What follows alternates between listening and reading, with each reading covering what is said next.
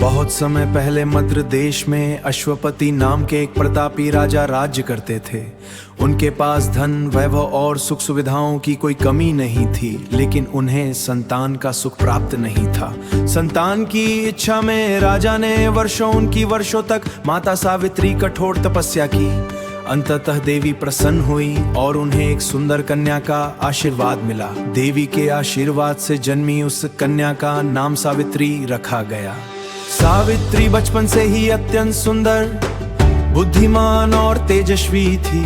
जब वह विवाह योग्य हुई तब उसके लिए योग्य वर की खोज शुरू हुई। सावित्री ने स्वयंवर में जाकर सत्य राजकुमार को अपने पति के रूप में चुना। सत्यवान, अत्यंत गुणवान, धर्मात्मा और साहसी था, लेकिन वो वन में अपने अंधे माता पिता के साथ साधारण जीवन जी रहा था। जब ऋषि नारद को यह ज्ञात हुआ तो उन्होंने राजा अश्वपति को चेतावनी दी कि सत्यवान अल्पायु है और विवाह के 1 वर्ष बाद उसकी मृत्यु निश्चित है। यह सुनकर राजा बहुत दुखी हुए और उन्होंने सावित्री को समझाया कि वो किसी और को अपना पति चुन ले, लेकिन सावित्री ने दृढ़ निश्चय के साथ कहा। सावित्री और सत्यवान का विवाह हो गया। विवाह के बाद सावित्री अपने सास ससुर की सेवा में लग गई। जैसे जैसे सत्यवान की मृत्यु का समय निकट आने लगा, सावित्री ने कठोर व्रत और उपवास करना शुरू कर दिया।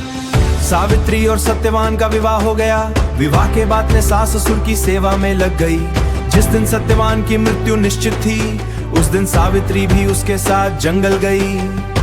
सत्यवान लकड़ियां काटते काटते अचानक थककर सावित्री की गोद में सिर रखकर लेट गया। लेकिन सावित्री अपने पति के प्रति अटूट प्रेम, उसकी बुद्धिमानी यमराज सत्यवान के प्राण लेने आए।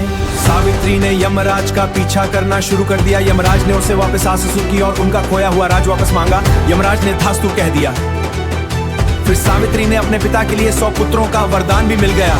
अंत में सावित्री ने कहा, मुझे भी 100 पुत्रों की माता बनने का आशीर्वाद दीजिए। यमराज ने यह वरदान भी दे दिया, लेकिन तुरंत उन्हें अपनी भूल का एहसास हुआ, क्योंकि बिना सत्यवान के जीवित हुए सावित्री मां कैसे बन सकती थी। सावित्री की बुद्धिमानी और पतिव्रता से प्रभावित होकर यमराज ने सत्यवान के प्राण वापस लौटा दिए। सत्यवान पुनः जीवित हो गया। इसके बाद उनका परिवार सुखपूर्वक रहने लगा। तभी से व्यतीत महिलाएं अपने प्रियायु सुखवट सावित्री व्रत जाता है। वट सावित्री व्रत का महत्व, यह व्रत पति की आयु और अच्छे स्वास्थ्य के लिए रखा जाता है। बरगद का वृक्ष दीर्घायु और अखंड सौभाग्य का प्रतीक माना जाता है। प्रेम, त्याग और अटूट विश्वास का प्रतीक है।